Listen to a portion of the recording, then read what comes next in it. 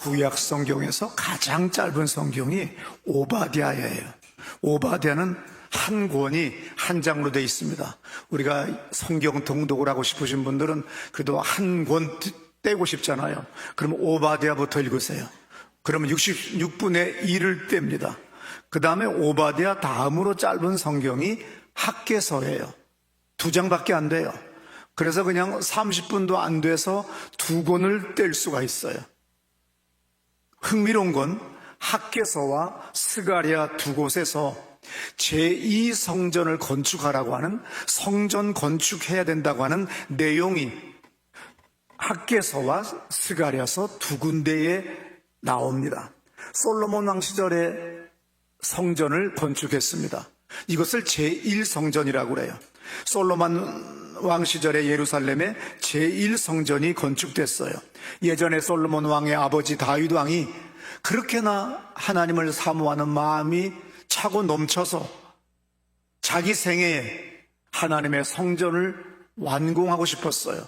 그러나 하나님은 그에게 허락하지 않았기 때문에 다윗은 성전을 건축할 수 있는 모든 물질과 재료들을 전부 다 준비했다가 그 아들 솔로몬 왕 때에 성전이 건축됐습니다. 이것을 우리는 흔하게 제1성전이라고, 또 아니면 다른 말로 솔로몬 성전이라고 이렇게 합니다. 이스라엘 사람들은 성전을 중요시해요.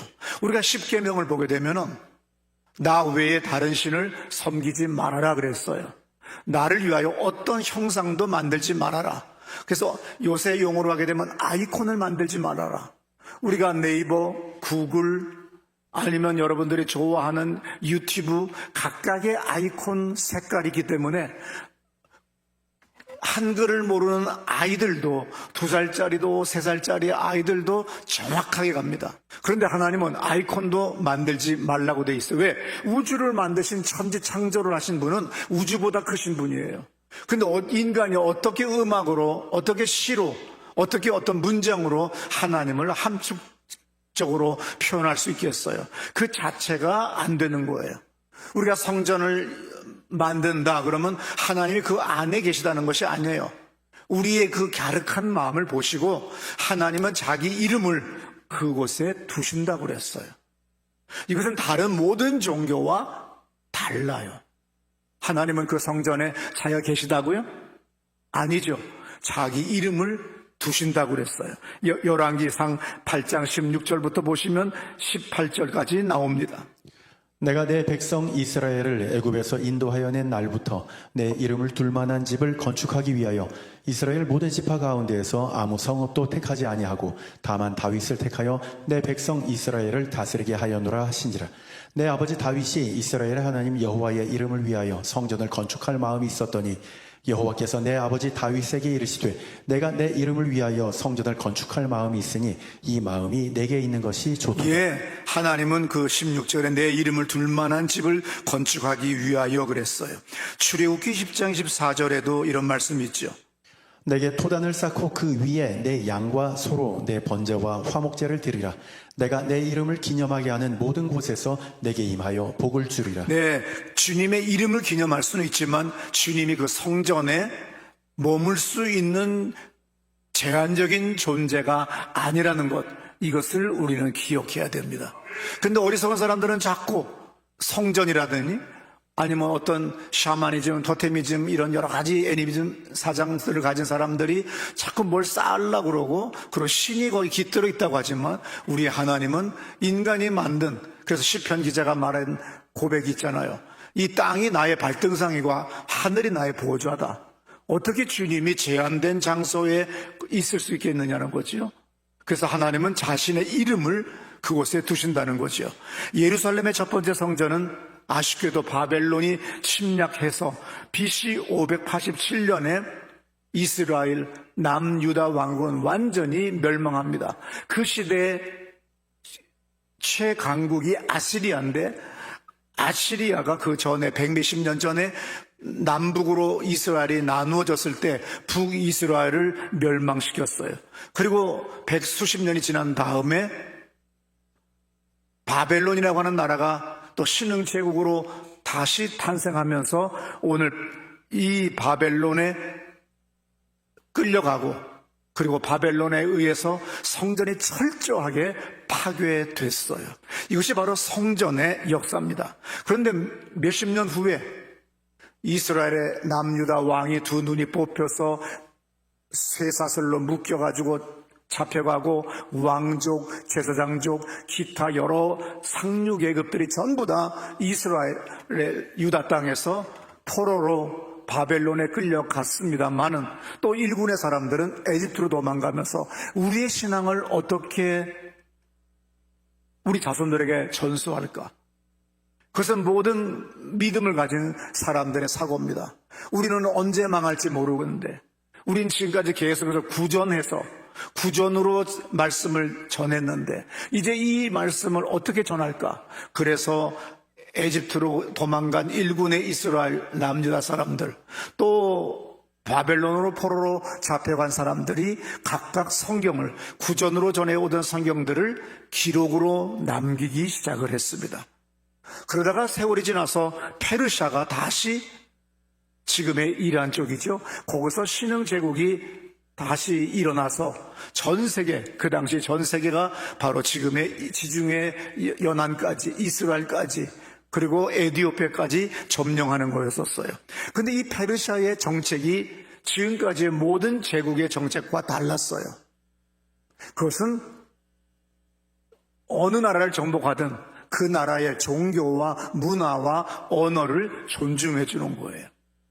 왜 독일이 그리고 왜 일본이 수십 년도 안 돼가지고 세계를 정복할 뻔하다가 하루아침에 멸망할 수밖에 없었던 이유는 뭐냐면 대단히 배타적이었어요. 그 나라를 점령하면 천황을 신격화시키고 우상 숭배하라고 그래요. 그리고 그들의 종교나 여러 가지를 다 탄압합니다. 특별히 우리나라에는 창씨 계명, 그 다음에 한글 쓰지 말아라, 일본어를 써라. 그리고 뭡니까? 천황을 숭배하고 하나님을 믿지 마라, 너희들의 종교를 갖지 말라, 이렇게 배타적인 정책을 펴요. 이것이 바로 히틀러와 일본의 정책들이었어요. 그렇기 때문에 세계화가 될 수가 없었어요. 그런데 징기스칸, 어느 나라를 정복하든 그 나라의 언어, 그 나라의 종교, 그 나라의 문화를 인정해 줍니다. 그러니까 몽골이 세계를 정복할 때 오랫동안 정복할 수가 있었고 저항을 받지 않았던 거예요. 근데 그 페르시아가 세계를 제패하면서 너희 각 나라에서 바벨론에 끌려온 모든 족속들은 각 나라로 돌아가라.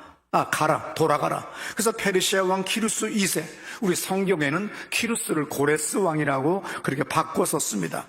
이스라엘 사람들은 돌아가서 너희 나라 성전을 재건하고 너희 나라를 다시 재건하고 잘 살아라. 대신 우리의 볼모가 돼야 되고 우리의 식민지가 돼야 되고 우리에게 조공은 바쳐야 된다. 이 조건 하에 각 나라의 사람들은 페르시아의 지배하에서 각각 자기 나라로 돌아가기 시작했어요. 이 칙령으로 이스라엘 사람들은 수룹바벨, 다 같이 시작. 수룹바벨의 지도하에서 유대인들이 여러 차례 귀환하기 시작했어요. 그래서 수룹바벨의 귀환 이후에도 에스라, 느헤미야의 인도하에 계속해서 이스라엘 유대인들은 전부 다 조국으로 오게 됩니다.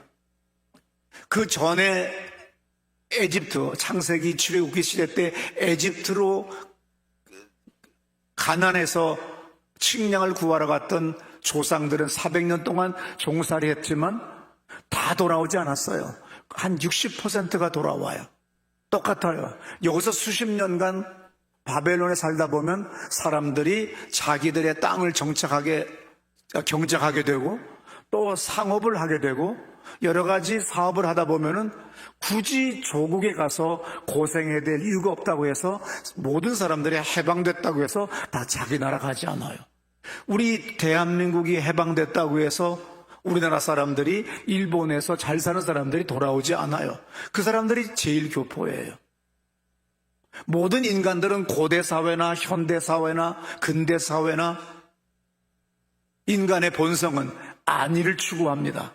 그래서 굳이 해방을 줘도 조국으로 가지는 않아요. 이 시대에 스룹바벨을 통하여 1차 귀환, 또 에스라와 느헤미야를 통해서 2차, 3차, 4차 계속해서 사람들이 귀환들을 합니다. 이때에 학개 선지자가 학개서에서 첫 마디 제1성이 뭐냐면 1장 2절에 기록되어 있는데 들어보세요. 만군의 여호와가 이같이 말하여 이르노라. 이 백성이 말하기를 여호와의 전을 건축할 시기가 이르지 아니하였다 하느니라. 중요합니다. 오늘 학계 예언자가 뭐라고 하냐면 아직 성전을 건축해야 될 시기가 되지 않았다. 준비 안 됐다. 왜 힘든데 성전을 예배당을 오늘날 용어로 예배당을 왜 만들려고 하느냐. 이런 사고가 거의 모든 유대인들에게 있었어요. 이때 학개서 1장 4절부터 6절에서 유명한 말씀을 합니다. 들어보세요. 이 성전이 황폐하였거늘 너희가 이때에 판벽한 집에 거주하는 것이 옳으냐. 예, 이에 만군의 여호와가 하나님이 말한다. 그러니까 이 학계 예언자를 통해서 말한다는 거지요. 너희는 너희의 행위를 살필지니 그러면서 들어보세요. 너희가 많이 뿌릴지라도 수확이 적으며 먹을지라도 배부르지 못하며 마실지라도 흡족하지 못하며 입어도 따뜻하지 못하며 일꾼의 삭슬 받아도 그것을 구멍 뚫어진 전대에 넣음이 되느니라. 너희들의 인생이 아무리 애쓰고 노력하고 별짓을 다 해도 구멍난 곳에다가 집어넣은 꼴이 돼버리고 아무리 열심히 일해도 수확은 없다. 돈을 아무리 모아도 불치병에 걸리거나 난치병에 걸리거나 어떤 엄청난 사고에 연루돼서 계속해서 돈이 쏟아져 나가요. 우리의 계획대로라고 한다면 일반 노동자가 목수가 됐다든지 토수가 됐다든지 아니면 타일공이 됐다고 하면 30만 원, 40만 원, 50만 원 받는 것이 오늘날 노동자들의 기본소득이에요. 그럼 우리 생각에 한 달에 25일만 일해도 1,000만 원 돈 벌 수 있는데 의외로 우리의 인생이 술 중독, 각종 중독 아니면은 나태함, 안일함 또 아니면 여러 가지 사고로 말미암아 가난을 벗어나지를 못하는 사람을 내가 비닐하우스 교회 목회할 때 봤어요. 분명히 장사 잘 돼요.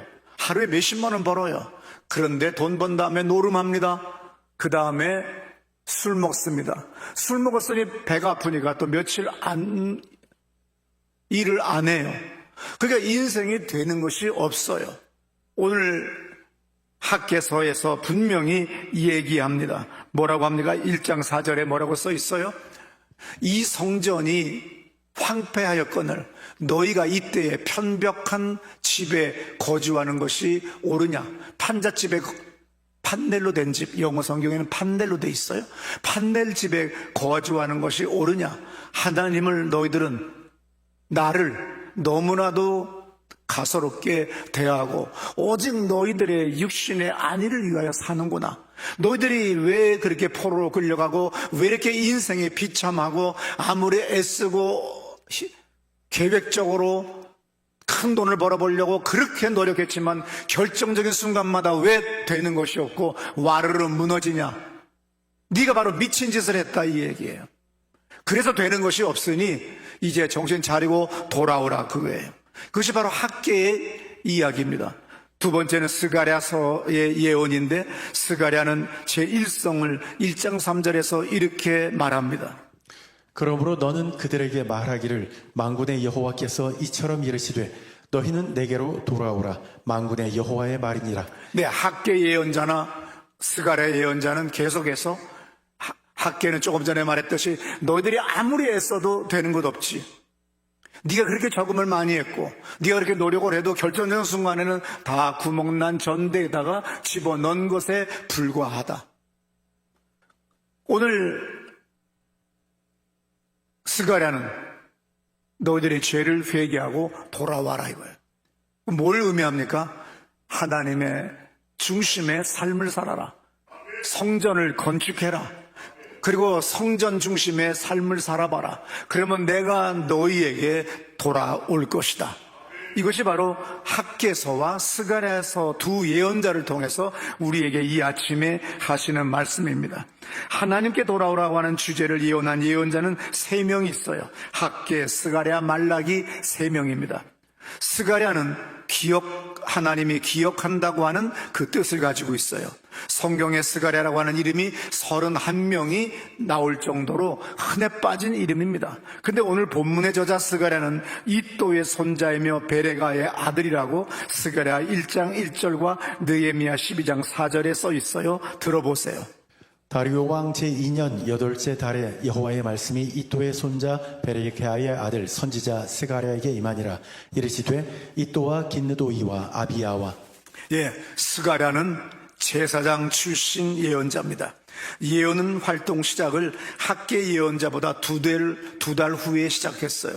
그래서 예언 활동 시기가 학계나 스가랴는 거의 같은 동대에 동시간에 한 거나 마찬가지 2달 후에 시작했어요.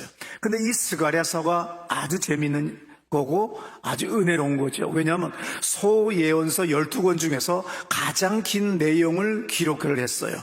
우리는 성경의 소예언서, 대예언서를 나누는데 대예언서는 이사야, 예레미야가 에스겔, 다니엘을 대예언서라고 합니다. 소예언서는 호세야, 요엘, 아모스, 오바댜, 요나, 미가, 나움, 하박국, 스바냐, 학개, 스가랴, 말라기 이 17권을 크게 대예언서, 소예언서 이렇게 나눕니다.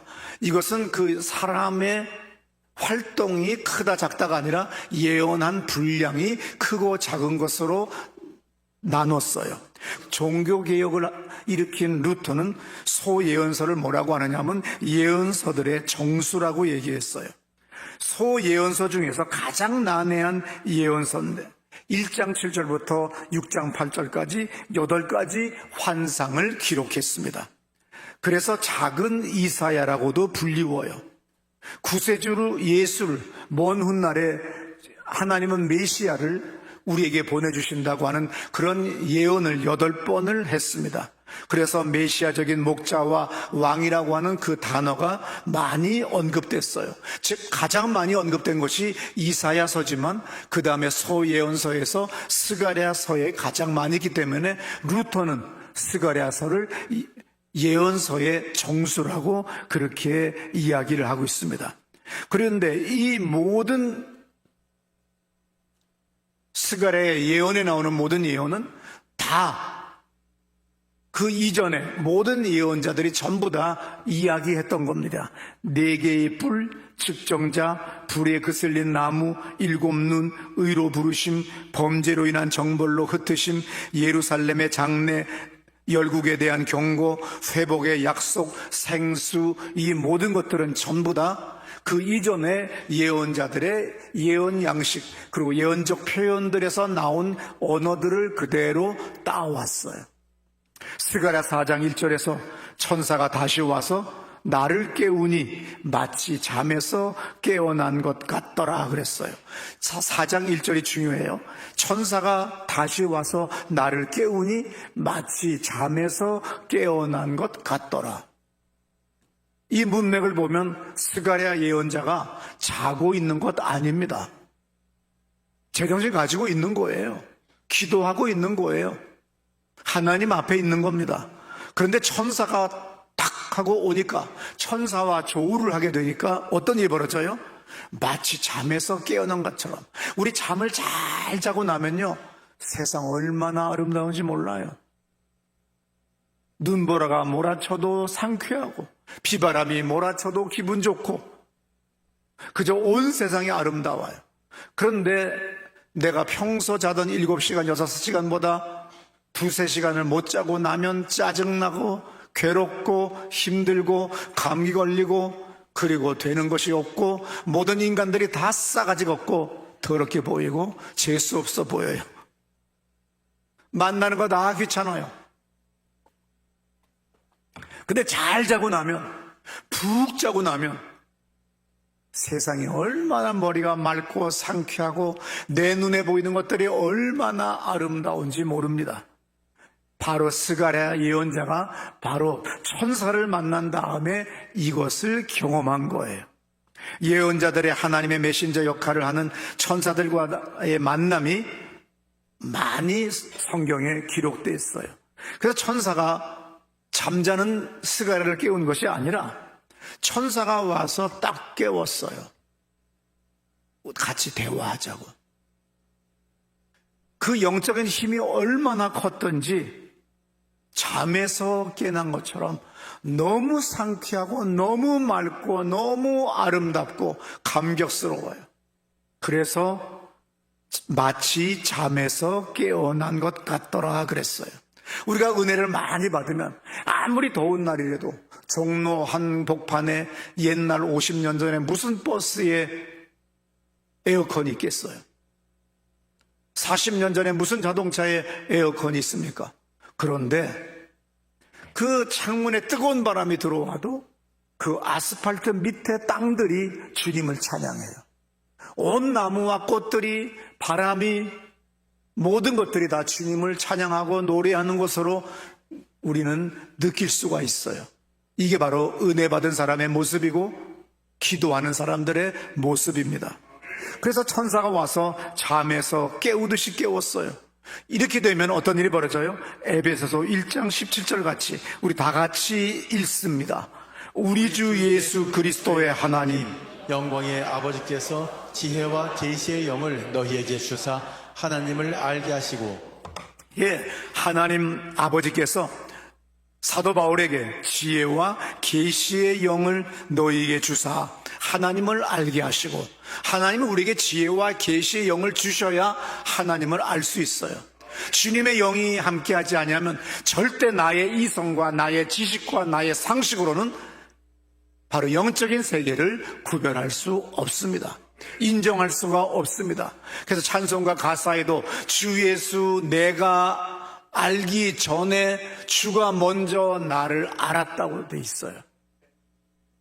그런데 어리석은 사람들은 오늘날도 페이스북 같은 데 보게 되면 SNS에서 계속해서 자기의 이성으로 알 수 없는 걸 저 예수 믿는 미친 것들이 있다고 한다고 하면서 끝없이 계속해서 수많은 전 세계의 무신론자들의 모임에 나온 강의나 강연들을 계속 올립니다. 천사가 있다고 하면서 올렸는데 전부 다 귀신들을 갖다 올려놨어요.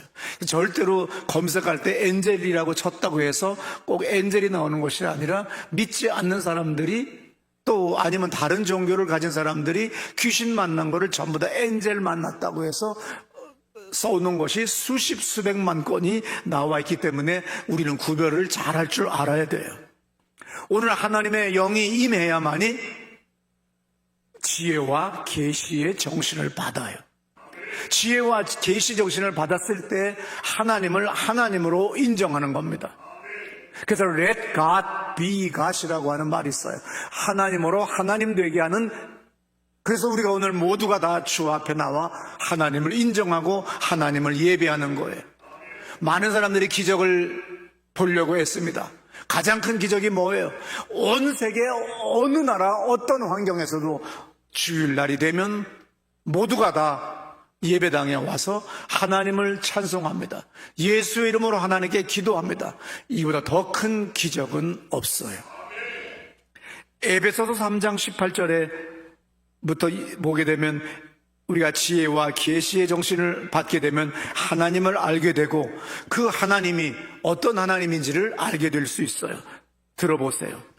능히 모든 성도와 함께 지식에 넘치는 그리스도의 사랑을 알고 그 너비와 길이와 높이와 깊이가 어떠함을 깨달아 하나님의 모든 충만하신 것으로 너희에게 충만하게 하시기를 구하노라.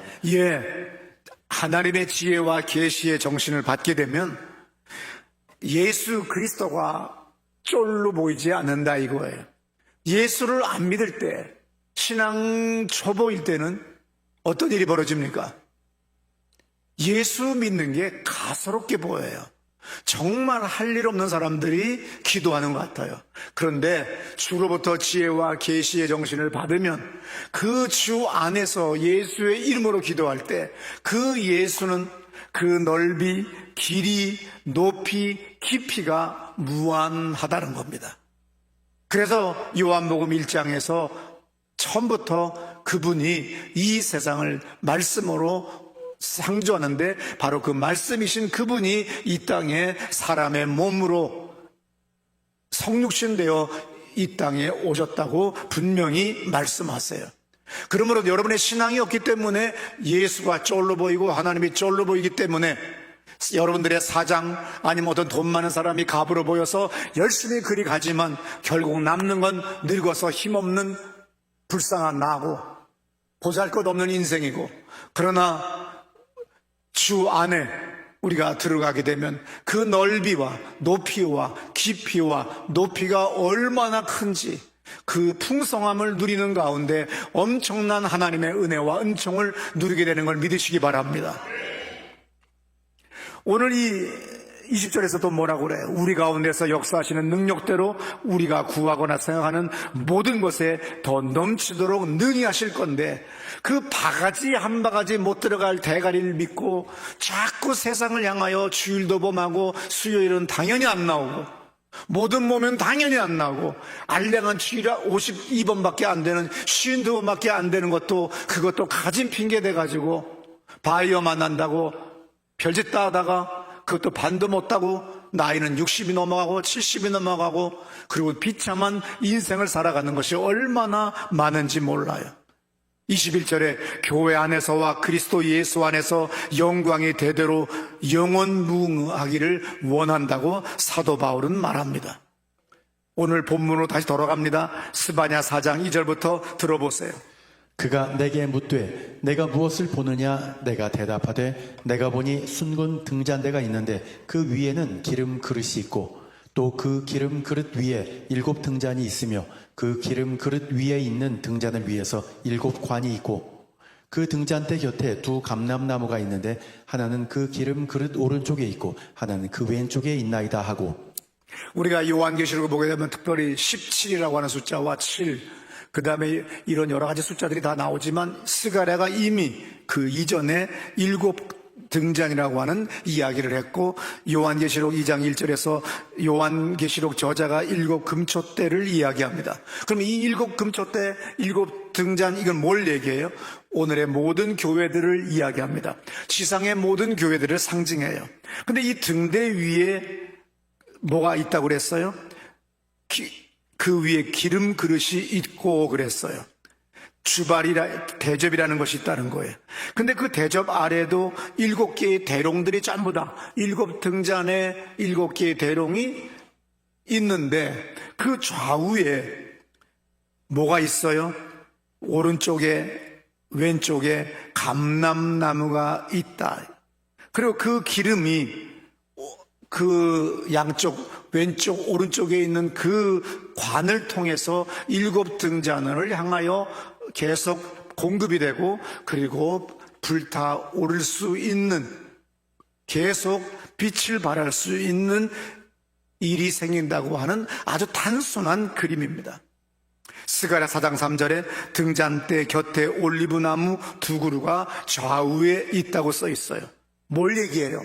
모든 교회는, 모든 하나님의 일에는 여러분들의 사업이다, 여러분의 가정이나 여러분의 어떤 것도 하나님으로부터 공급받아야 된다는 겁니다.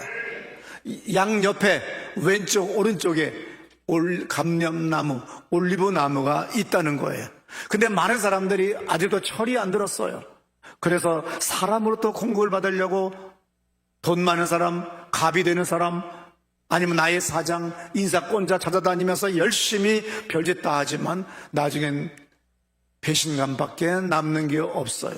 그리고 한 번밖에 없는 인생을 비참하게 살아갑니다. 오늘 이것을 뭐라고 얘기해요? 이 모든 것들은 하나님으로부터 공급받아야 된다는 것을 이 그림 하나가 이야기를 하고 있어요. 이 그림을 요한계시록에서 21장 2절에서 이렇게 말하죠. 또 내가 보매 거룩한 성 새 예루살렘이 하나님께로부터 하늘에서 내려오니 그 준비한 것이 신부가 남편을 위하여, 내가 보니까 거룩한 성 새 예루살렘이 하나님께로부터 하늘에서 내려온다. 그러니까 또 이 문자적으로 해석하는 사람들은 뭐라고 합니까? 근본주의에 속한 사람들, 이단 사입에 속한 사람은 정말로 무슨 새 예루살렘이 하늘에서 내려오는 줄로 믿어요. 차라리 그냥 유성 충돌이라고 하는 게 맞지. 이게 하늘에서 뭐가 내려와요? 아니에요. 하늘로부터 공급받는다는 겁니다. 진정한 교회는 하늘로서부터 내려와야 돼요. 땅의 인간의 노력이나 벽돌이나 흙으로 지은 벽돌이나 아니면 인간이 다듬은 돌로 만들어지는 것이 아니라 주님의 교회는 오직 하늘로부터 공급받아야 된다고 하는 것을 오늘 스가랴가 그리고 계시록에서 분명히 얘기합니다. 스가랴 4장 6절에 이런 말씀이 있습니다. 그가 내게 대답하여 이르되 여호와께서 스룹바벨에게 하신 말씀이 이러하니라.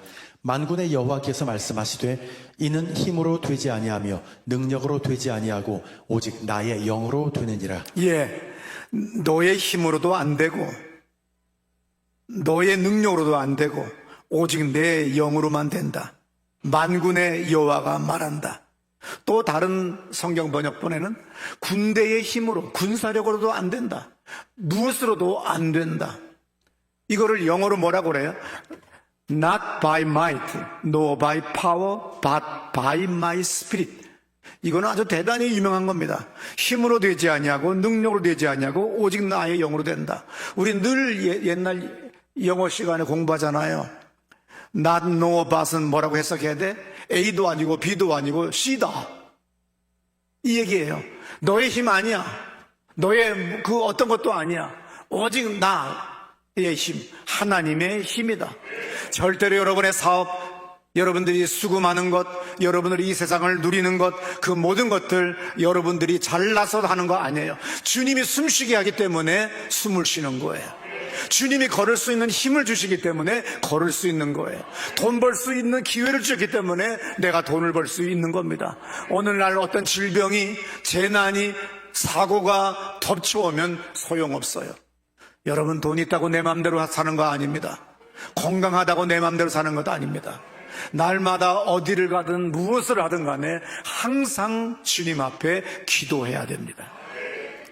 이것이 오늘 우리가 새로운 여름 시즌을 맞이하여 제가 부탁하고 우리 모두가 힘을 합쳐서 기도할 본문의 말씀이 힘으로 되지 아니하며 능력으로 되지 아니하고 오직 나의 신으로 되느니라. 우리 젊은 사람들은 다 영어 할 줄 아니까 우리 다 같이 영어를 크게 읽읍시다. Not by might.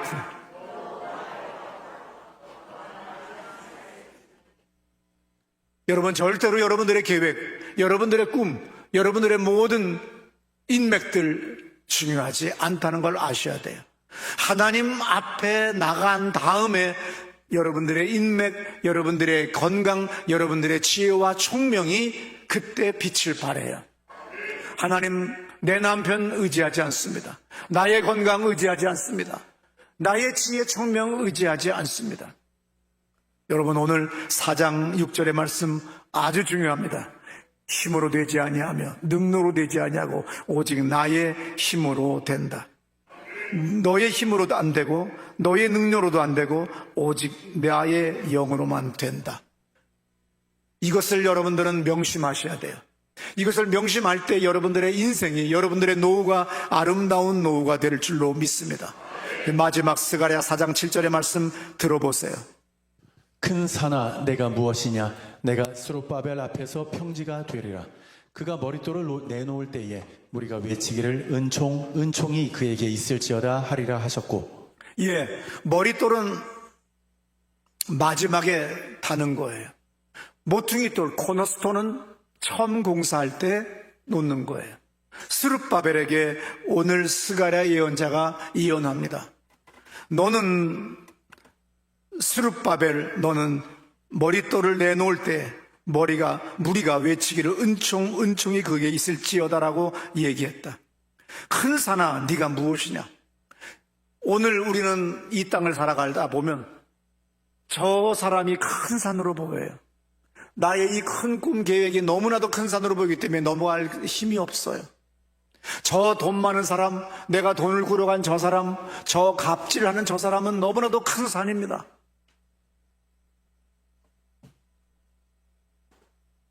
바벨론에서 포로로 잡혀 생활하다가 조국으로 돌아온 이 백성들이 성소지상주의, 성전 중심의 삶을 살던 이 사람들이 성전을 짓지를 않아요. 지금 14년째입니다. 총독 스룹바벨은 안 져요. 그리고 이 문제 저 문제 산적한 게 너무 많기 때문에 질 수 없다고 그래요.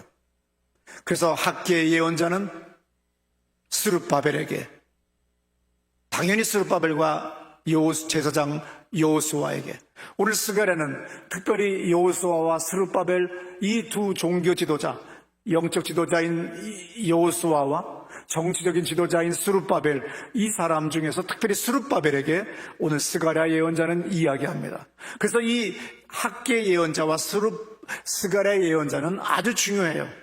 제2성전을 건축하라고 독려하고 예언하는 사람입니다. 근데 스룹바벨은 오늘 총독으로서 내가 이곳에 앉아 있으면 도시를 재건해야 됩니다. 각 도시들을, 예루살렘도 재건해야 됩니다. 성전까지 재건할 여력이 없는 거예요. 큰 산이 너무 많은 겁니다. 이럴 때 오늘 스가랴가 말합니다. 큰 산아, 네가 무엇이냐? 네가 스룹바벨 앞에서 평지가 될 거다. 여러분들이 보는 그 산 같은 모든 문제들 주 안에 들어오면 다 평지가 될 줄로 믿으시기 바랍니다. 그래서 스룹바벨이 머릿돌을 내놓을 때 무리가 외치기를 은총이 그에게 있을지어다. 하나님을 의지하고 성령의 도우심으로 하나님의 뜻을 이룰 때는 세상이 큰 산으로 보입니다. 내 힘으로 내 노력으로 살아가면 온 세상이 큰 산으로 보이고 다 막히지만 스가랴 4장 9절의 말씀같이 스룹바벨이 성전의 기초를 놓았어요. 또 그의 손이 성전을 완성할 겁니다. 그래서 4장 9절에 뭐라고 써 있어요? 스룹바벨의 손이 이 성전의 기초를 놓았은즉 그의 손이 또한 이 일을 마치리라 하셨나니 만군의 여호와께서 나를 너에게 보내신 줄을 알리라 그랬습니다. 스가랴 4장 14절 다 같이 읽습니다. 이르되 이는 기름 부음 받은 자 둘이니 온 세상의 주 앞에 서 있는 자니라 하더라. 예, 여호수아와 스룹바벨에 대한 이야기죠. 학계 예언자는 총독 스룹바벨을 강조하고 스룹바벨을 감동시켰어요. 스가랴는 같은 시기에 스룹바벨과 제사장 여호수아에게 감동을 주고 있습니다. 지금은 총독 스룹바벨에게 전하는 천사의 음성을 듣고 있어요. 성전 기초를 놓은 지 14년 됐습니다. 무너진 솔로몬 성전 위에다가 이제 기초를 놓기 시작해요. 먹고 살기가 너무 힘들어요. 모든 도시들을 건설해야 됩니다. 그런데 어떻게 성전까지 건축하겠어요? 그 얼마나 힘들겠어요? 도시 재건, 성전 재건에 메소포타미아 최강국의 볼보라고 하는 이 세 가지 삼중고에 지금 시달리고 있는 여호수아와 총독 스룹바벨에게 학계와 스가랴 예언자가 예언합니다. 그래서 스가랴 2장에서 세 번이나 하나님이 보내셨다라고 세 번이나 말하면서 감람나무 두 가지가 중요하다고 이야기합니다. 이것은 왜 이야기합니까? 그 감람나무 줄기를 통하여, 그 파이프를 통하여 공급을 받으면 교회는 항상 풍성합니다. 교인들은 풍성한 삶을 살 수가 있어요.